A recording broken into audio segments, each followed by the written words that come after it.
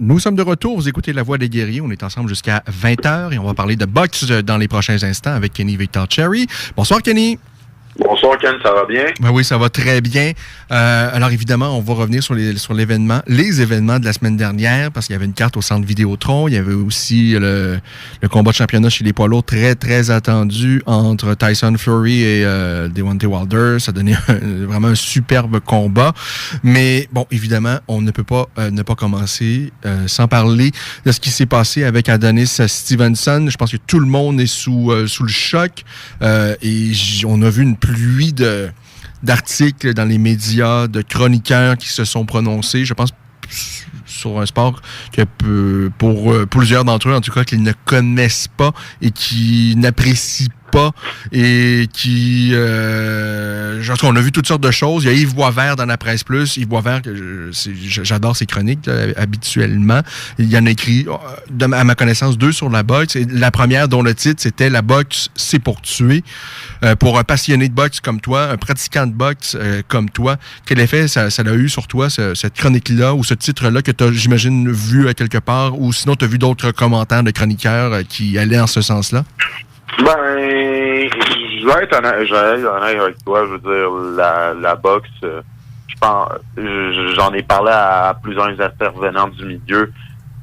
J'ai lu, honnêtement, et je veux pas être irrespectueux envers personne, beaucoup de stupidité sur Internet sur le fait que l'objectif de la boxe, c'est de mettre KO quelqu'un. Je veux dire, un sport de combat, l'objectif, c'est de montrer la domination. Puis là, je parle pas seulement de la boxe. Je peux parler du Muay Thai, du kickboxing, oui, des arts martiaux mixtes. C'est de démontrer sa supériorité, non seulement physique, technique, tactique, en termes d'intelligence sur un adversaire. Mais bon, quand même, le, le KO, c'est quand même qu'on veut pas passer un KO en kickboxing avec un coup de pied à la tête à son adversaire. Ça amène les combattants aiment ça, les spectateurs aiment ça, mais dans un sport qui est bien régulé, qui est bien encadré, on a une super bonne régie, je pense, sur cet aspect-là ici. Le gars, tu vas pas le revoir se battre le lendemain, là, alors que au hockey sur glace et tout ça, des fois, c'est plus tout ordinaire. Le gars peut se battre 2-3 fois dans une même partie. Ça, c'est dangereux. Exactement. C'est pour ça que je me dis en même temps que cette guerre, c'est une guerre contre un sport, alors que je veux dire, on ne connaît pas totalement l'effet des commotions cérébrales au hockey, alors qu'on joue 82 games de hockey par saison. Les 16 parties de football qu'on joue au football professionnel, des commotions, alors que la NFL a caché l'effet de commotion sur des joueurs. Je veux dire, il n'y a personne qui remet en question ces sports-là. Ils ne sont pas des sports pour tuer. Le ski... Bon, Michael Schumacher, qui n'est pas un skieur, là, mais même le commun du mortel, il y a des décès à chaque année. C'est triste. On voudrait qu'il n'y ait pas de mort, mais c'est la vie. On va mourir. Et malheureusement, il peut se passer toutes sortes de choses. Et dans le ring, je sais, évidemment, c'est plus visible. Oui, c'est ça. Parce que, évidemment, c'est ça. Mais les risques, il y en a des risques, comme dans à peu près tout ce qu'on fait, mais ils sont beaucoup plus minimes, je pense, que ce que la majorité des chroniqueurs qui ont écrit dans les journaux pensent. C'est des morts, il y en a pas. C'est rarissime. Et je pense qu'il n'y a aucune comparaison à faire avec ce qui s'est passé avec Adonis Stevenson, avec ce qui s'est passé malheureusement avec un autre... un Québécois d'adoption, David Whitham, qui habite à Québec depuis déjà plusieurs années, qui est décédé également suite à un combat de boxe. Mais moi, l'information que j'ai sur David Whitham, c'est qu'il aurait probablement pu pas pouvoir combattre au Québec parce qu'il passait pas les scans. Moi, c'est ce qu'on m'avait dit, je pense, en 2000. Non, c'est ça la réalité. David Whitham, avec la régie au Québec, il ne pouvait plus se battre parce qu'on trouvait que c'était non sécuritaire pour sa santé. C'était légitime. C'était une bonne décision. C'était la décision à faire. Mais vu que les commissions athlétiques de boxe ne sont pas unifiées au Canada, c'était plus facile pour lui de se battre dans les maritimes et ce qui est arrivé arriva. Donc. Et dans le cas d'Adonis, pour moi, c'est une grande surprise. Mais encore une fois, tu peux aller glisser avec tes enfants et malheureusement, tu frappes un arbre, tu te cognes la tête et ça finit là. Je pense que c'est quasiment... Tu sais, Adonis, oui, il a 41 ans, mais il a pas pris tant de coups que ça. Même dans ce combat-là, mis à part cette scène-là, c'est un combat assez équilibré où son adversaire, défensivement, a très, très bien fait, mais offensivement, n'a pas fait grand-chose. Il y a eu cette rafale de coups, évidemment. Mais je pense, à ce qu'à première vue, on n'a absolument rien à reprocher, ni à la régie, ni au promoteur et ni à l'arbitre. Écoute, je suis totalement d'accord là-dessus. Et comme je te dis, ce sont les risques du sport. C'est pas quel coup pourrait venir et pourrait changer l'allure d'un combat. C'est malheureux. Je veux dire, j'espère qu'Adonis va s'en sortir sans trop de séquelles au niveau physique. Mais comme je dis, c'est les risques du sport. Et Yves Boisvert, que je respecte beaucoup comme chroniqueur, j'ai comme l'impression qu'il s'en avance sur un terrain glissant parce qu'il connaît pas tout par rapport à ce sport.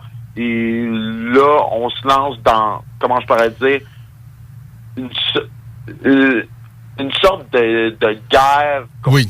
Tous les sports qui comportent des risques. Les chroniqueurs doivent vendre du papier, même si c'est plus papier, la presse plus, là, mais il faut qu'il y ait des clics, il faut qu'on vende, et il faut écrire, et ton employeur te demande d'écrire, je sais pas, 3-4 chroniques par semaine, et c'est sûr qu'à un moment donné, dans l'autre, écrit sur quelque chose peut-être que tu connais plus ou moins, et c'est comme un peu des requins aussi. Lorsqu'ils voient le sang, lorsqu'ils voient que, oh là, c'est le gros sujet, il faut absolument que j'écris là-dessus, c'est ce qu'il a fait, et en même temps, c'est compréhensible, parce qu'on a tous été emportés par nos émotions après ce qui s'est passé avec Adonis. Oh, totalement.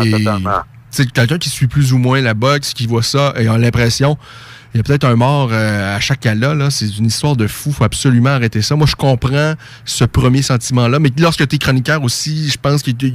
En tout cas, et tout le monde a le droit à son opinion également. Ça, c'est la beauté de la chose. Mais ce titre-là, ça n'a aucun sens. La boxe, c'est pour tuer. Je pense que en tout cas, le titre, c'était ça ou sensiblement ça. Je me trompe peut-être d'une virgule. Mais c'était ça. La boxe, c'est pour tuer. Et si c'était le cas, Floyd Mayweather a raté sa carrière parce qu'il y a 50 combats professionnels, 50 victoires, possiblement une centaine de combats amateurs et toujours aucun décès là, dans ces combats. Et c'est la même chose pour à peu près tous les grands boxeurs. Il y a des milliers il peut se passer 100 000 combats avant qu'il y ait un décès. Malheureusement, ça arrive. Exactement. Je veux dire, de toute manière, prenons un exemple. Il y a des gens qui conduisent des véhicules, il y a des accidents d'auto à chaque année. Est-ce qu'on parle de bannir les autos? Il y en a malheureusement. Il y a des excessifs, là. Non, mais c'est ça. Je pense sincèrement qu'il y a plus d'accidents par année d'auto au Québec qui causent des décès que de décès liés à la boxe, en toute proportion gardée. Il n'y a personne qui parle qu'une auto, c'est pour tuer. Non, c'est ça. Et c'est la même chose pour l'alpinisme où il y a des morts, malheureusement, mais les gens vivent de leur passion. Et je pense... La boxe a sauvé beaucoup plus de personnes et c'est ce qu'a mentionné Yvon Michel. Et même dans le cas de Denis Stevenson, moi je le connais pas du tout personnellement et je veux pas qu'on parle... on a vu des choses dégueulasses avec ce qui s'est passé. Je pense qu'il y a un moment de débattre sur des choses et il y a un moment où, par respect pour sa famille, pour ses enfants, moi je pense, chose certaine, ce dont je suis à peu près sûr, même si je le connais pas Adonis, j'ai jamais parlé et tout ça, j'ai l'impression que la boxe, ça l'a aidé à devenir une meilleure personne. Alors, et je pense que c'est le cas pour beaucoup de boxeurs, des gens qui ont trouvé une passion, des gens qui ont trouvé un cercle d'amis, les gens qui se sont mis en forme. Je pense vraiment que si on fait le pour et le contre dans la balance, ça va pencher d'un bord et ce bord-là, ça va être le pour sans l'ombre d'un doute.